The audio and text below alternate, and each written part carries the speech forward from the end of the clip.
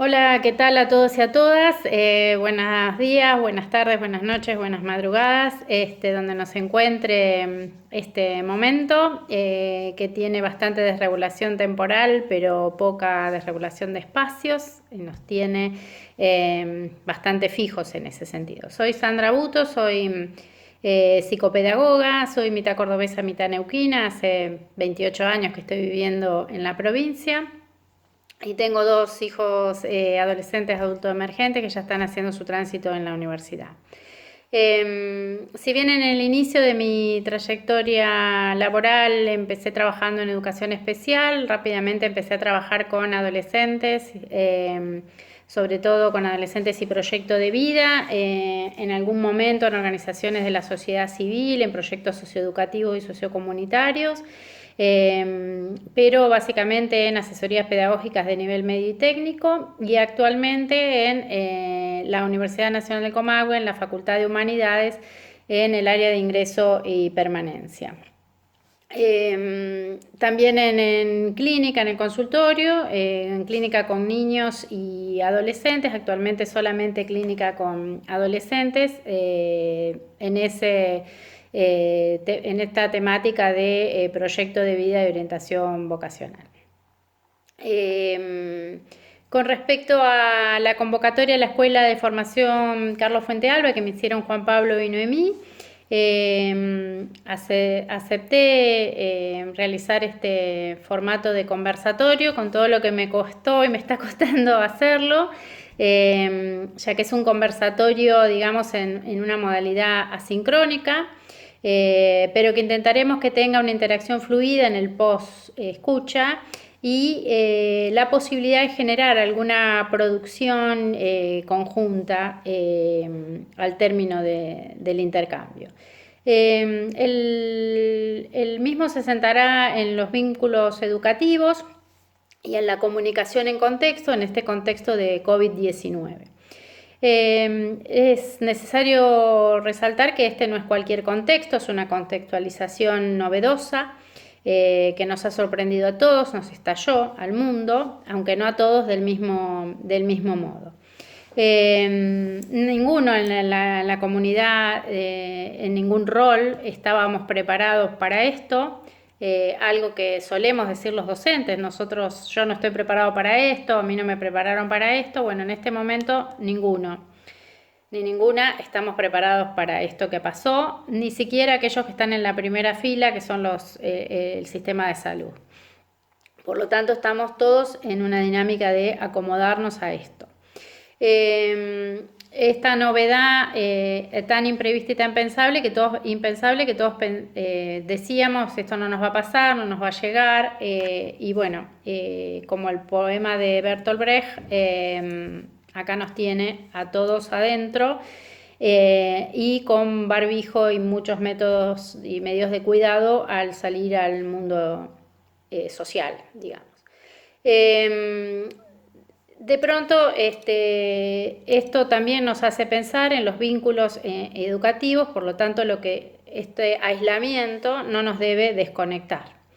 Y ahí me parece interesante la propuesta de formación que lleva adelante ATEN y la Escuela de Formación Carlos Fuentealba. En una de las charlas, de las muchas charlas que he escuchado en estos días, Patricia Sadowski nos decía que estamos caminando un tiempo en el que se produce una ruptura muy importante, que es el que abrazarse se ha vuelto peligroso y aislarse es una medida solidaria y de cuidado, ¿no? Con todo lo que eso implica de novedad y de sorpresa. También Juan Carlos Escobar, un amigo que está a cargo de la Dirección Nacional de Adolescencia del Programa Nacional del Ministerio de Salud de la Nación, nos hablaba también que son tiempos de distanciamiento físico necesario y de cuidado, pero no necesita ser un distanciamiento emocional. Por eso es que el vínculo educativo es una temática que debe estar resaltada en estos momentos. Lo que nos surge en estos momentos, aparte del miedo, la desconfianza, la desazón, el agobio, la falta de libertad, la sorpresa, es la sensación de pérdida, de licuación, de dilución de los proyectos. ¿No? En esto que escuchamos, el año que viene este año se pierde, no voy a llegar al contenido, no voy a pasar de año, y en los casos más extremos la pérdida del trabajo, ¿no? O de la productividad en el trabajo. La pregunta más grande que hay alrededor de esto es cómo y cuándo se sale de acá, y la pregunta que sigue es qué hacemos el día siguiente, digamos, ¿no? De salir.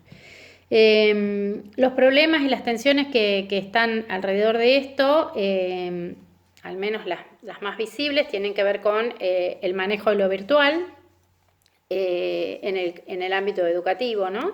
El manejo de lo virtual tanto de docentes como de las familias que están alrededor de los estudiantes y las estudiantes. Y el tema de la conectividad, que tiene que ver, que es soporte de esa virtualidad.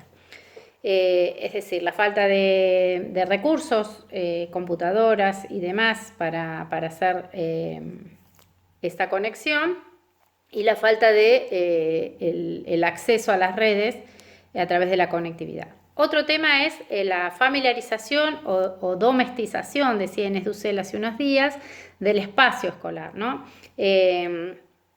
La casa se intenta volver escuela a través de pedirle también a los papás otros roles en relación a lo familiar, que es el de casi ser un suplente o un supletorio de los docentes, cuando el rol de la familia es el de generar apoyo, de dar soporte, de contener la tarea educativa, pero no de hacerla, ni de ser responsable tampoco de ella. Y ahí la rutina educativa vuelta hacia dentro de la escuela pierde un atributo importante, que es el de corte, ¿no? El de diferencia entre el adentro y el afuera, entre la casa y la escuela. Otro de los problemas que también se ha visualizado tiene que ver con esto de estar todo el tiempo conectados, los que tenemos acceso a la conectividad, y conectados con la tarea, con el hacer, todo el tiempo hay que hacer cosas, ¿no? Esta cuestión del tiempo de ocio como por fuera de este aislamiento, quedó en otro lado. Y la demanda hacia los docentes, dar tarea, dar consigna, enviar material, estar presente en la escuela todo el tiempo.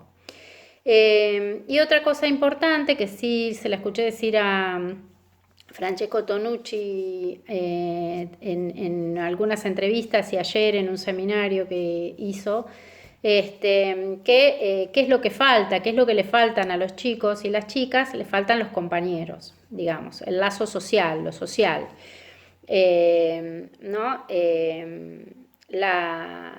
Sobre todo aquellos que no tienen la red virtual, ¿sí? El acceso, la accesibilidad a lo virtual. Falta un con quién pensar, un con quién reír, un con quién contar, un con quién divertirse y un con quién charlar. Eso también le falta a los adultos, a los docentes, a los padres y a las madres, pero por ahí en los niños es aún más visible esa falta. Otro riesgo también es el de desentendernos de esto que está pasando y esperar que pase para empezar a pensar qué vamos a hacer con esto. Y ahí hay un riesgo importante, que es profundizar el aislamiento simbólico, ¿no? La ausencia. Este es un momento de aislamiento, pero no tiene que ser un momento de ausencias. Por lo que, bueno, la idea es pensar sobre eso en este conversatorio. La temática dijimos que eran los vínculos en la virtualidad y la comunicación que se produce a través de estos vínculos. Ahí aparece una necesidad, que es la de rearmar el dispositivo pedagógico, el dispositivo como trama de relaciones, como dice Deleuze o Foucault, relaciones que se dan en tiempos y en espacios que están mediados por el vínculo educativo. Entonces, ¿cómo es el aula? Hay que definir cuál es el aula, qué del aula podemos duplicar o transformar o recrear en este espacio de la virtualidad, siendo que, como también dice Inés Dussel, la coreografía de las aulas lo que tiene de esencial o tiene una base es la estructura de comunicación, que es lo que se puso en tensión, digamos, cómo transformar eso en estos tiempos. Lo estable para mí en este momento es la cuestión del vínculo educativo, ¿no? Como el ligue de esa relación entre docente, estudiante y el contenido. Sin ese vínculo no hay transmisión posible, es como el cable conector, digamos, ¿no? Y ese vínculo es lo que hace sólido ¿no? Lo inestable, lo incierto, lo líquido, diría Bauman. ¿No? Lo que permite que esa transmisión tenga un sentido y una permanencia, para poder soportar estas distancias físicas, digamos, ¿no? Entonces ahí aparece esta cuestión que uno escucha. Se distribuyen contenidos, se llenan las plataformas de materiales, se les mandan fotocopias vía WhatsApp o vía mails o vía Facebook. Bien, esa distribución de impresos constituye un aula, digamos, esa transmisión de impresos. En la prepandemia, cuando nosotros dábamos textos, fotocopias, ¿eso era un aula? ¿Constituía herramientas constitutivas del hacer educativo? Dar consignas.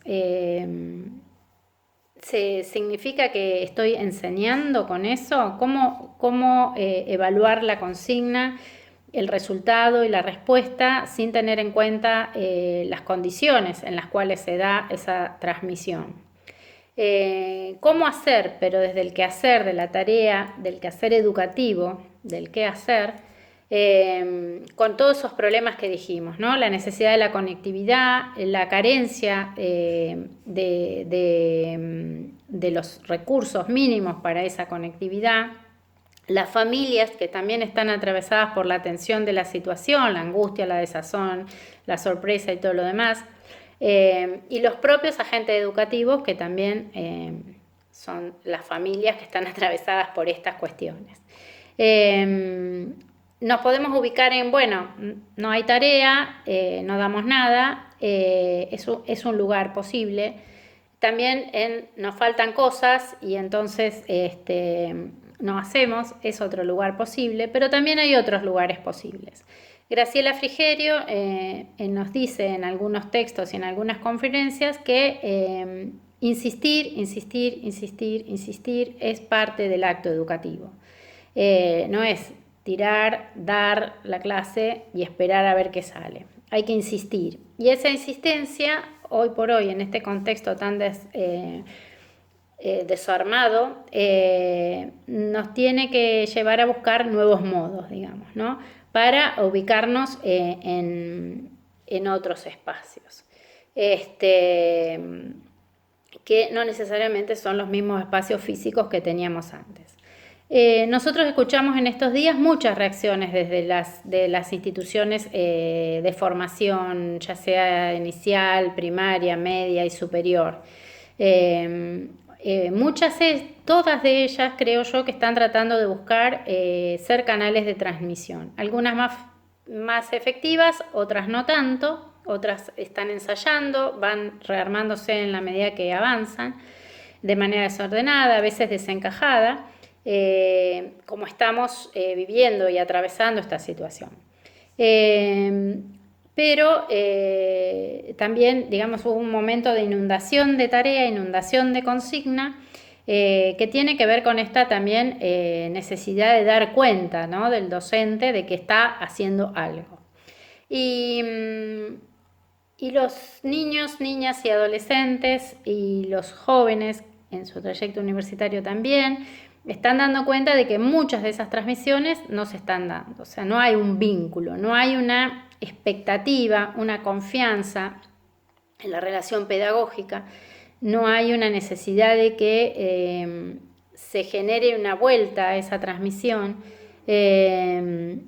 Y ahí es donde nosotros tenemos que agudizar el ingenio y ver qué es lo que vamos a poder hacer.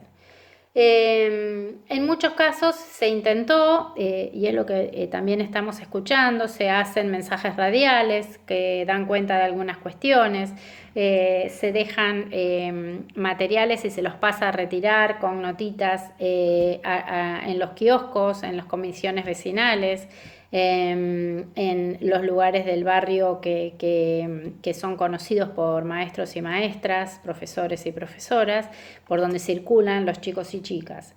Y también otros usan las redes virtuales. El tema de la red virtual no necesariamente que tengan acceso a la virtualidad lleva a que sepan qué hacer con eso y que eso sea un verdadero vínculo educativo. Por lo tanto, también es una utopía pensar que solo van a acceder y satisfactoriamente aquellos que puedan acceder a Zoom, por ejemplo. Escuchaba a Tonucci hace unos días y también nos decía que esta es una oportunidad mundial de que la escuela debe revisarse y que debe cambiar, pero no debe cambiar por la pandemia, sino porque ya venía con necesidad de cambios. Y tal vez no estábamos tomándonos el tiempo de procesarlos, ¿no? Entonces ahí hay que incorporar todo lo que tiene que ver con las políticas de cuidado en esos modos de transmisión. Entendiendo que las políticas de cuidado tienen que ver con aportar también algo del tema de las habilidades para la vida, aquellas que necesitamos en que los chicos, chicas y los niños y niñas cuenten cuando tienen que resolver conflictos, ¿sí? Aquellas que tienen que ver con el autoconocimiento, con la toma de decisiones, con la comunicación asertiva, con la resolución de problemas, entre otras. Esas son habilidades también que son importantes ahora y que no son dificultosas a la hora de trabajar a distancia, encontrando dentro de lo que este cotidiano nos está ofreciendo las oportunidades. La escuela entonces debe también poder instalar un corte en lo que es la rutina familiar. No puede meterse en la rutina familiar y transformarse en parte de la rutina familiar, sino que tiene que instalar con la actividad, con la tarea, con lo que apele a construir con el estudiante o la estudiante una fuera, digamos, ¿no? Un corte a lo que cotidianamente va pasando dentro de esos hogares. Debemos entonces reinventar el vínculo y poder sostener ese vínculo reinventado que también nos sirve y nos sostiene a los adultos que estamos del otro lado, digamos, ¿no? Si no hay algo de la relación que no es. No es llenar de tareas, mandar cosas, fotocopiar, resolver y la devolución sea te equivocaste acá, te equivocaste allá, hiciste esto, sino generar que no queda lejos de la educación bancaria, digamos, ¿no? De depositar en el otro alguna cosa, sino de apelar a que en esa ida y vuelta haya algo de lo vinculante emocional, digamos, ¿no? Sostener algo de lo educativo, el currículum debe estar, instalar una rutina, la rutina que tenga que ver con lo educativo es saludable. Muchos de los chicos que yo escucho ya saliendo del sistema educativo formal en el nivel medio, técnico, lo que fantasean es encontrar un trabajo que no tenga rutina. Y no existe un trabajo que no tenga rutina. De hecho, los primeros tiempos de este momento de pandemia, cuando la rutina era como tan desregulada, podía volverse un tanto enloquecedora. Por lo tanto, la rutina es sana, es saludable, pero tiene que ser una rutina, la educativa, cuando ingresa a la escuela, a la familia, de neto corte diferente a lo que es la rutina familiar. Lo que decíamos antes, no tiene que volver a los padres docentes, sino auxiliares del aprendizaje, como siempre lo deben ser. Eh, eh, lo que nosotros tenemos que recuperar es, por ejemplo, en estos momentos que escuchamos, que la gente aprende recetas nuevas, que escuchan música, que bailan, que hacen gimnasia, que aprenden instrumentos, que hacen cosas novedosas que no hacían antes. Bueno, recuperar eso, si queda como autogestión, digamos, no tendría impacto educativo, pero si yo lo vuelvo una tarea escolar educativa, cuando demando sobre eso que se aprendió un algo, digamos, un dar cuenta de eso que aprendí. ¿Qué te pasó? ¿Qué sentiste? ¿Cómo lo hiciste? ¿Qué aprendiste? Contame. ¿Cómo fue que lo aprendiste? Los pasos. Enseñame lo que aprendiste. ¿No? En esa ida y vuelta hay un otro del otro lado, que sería el docente, que apela y espera algo de producto del estudiante, del que está del otro lado. Y en ese vínculo se genera una tensión emocional que es altamente saludable. Yo hago algo para un otro que espera que yo le cuente lo que hice, que yo le demuestre lo que avancé.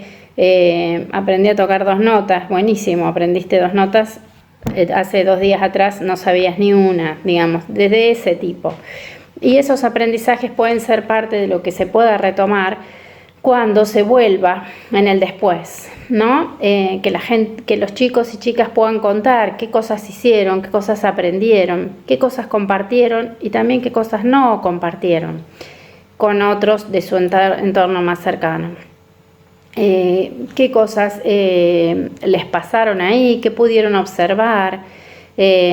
También contando que este es un momento que en algún momento se va a terminar, digamos, ¿no? Eso también hace una ligazón hacia una proyección de salida, porque si no es como difícil de asir esto de que hasta cuándo vamos a estar en pandemia. Digamos, el mensaje es que esto es transitorio, que de esto se sale, que se sale distinto, pero se tiene que salir como con algunas fortalezas y algunos aprendizajes. Lo que importa acá no es la tarea en sí que hay que hacer, y ahí aparece todo el tema de la evaluación, cómo evalúo la tarea y todo lo demás, sino que la evaluación puede ser una evaluación debe ser una evaluación de proceso y no una evaluación de acreditación. La acreditación vendrá después y vendrá de otros modos que tendremos que repensar en las vueltas. Personalmente yo sigo mucho la línea de psicología social y psicoanálisis, y hay un libro que yo uso mucho, que se llama El vínculo educativo, se ve al revés, reinventar el vínculo educativo, que está coordinado por Eve Ticio y tiene a varios colaboradores, pero hay un texto dentro de este que es el primero, que es el vínculo educativo, que escribe Violeta Núñez. Bueno, no vamos a leer el libro aquí, pero Violeta sostiene en el texto que el vínculo educativo es del orden de lo inestable, no es algo rígido, no es algo que va siempre derechito, sino que bueno, tiene sus vueltas, pero lo que busca es solidificar esas ramas y esos recovecos por los que va transitando. Yo les quería leer como para cierre de esta conversa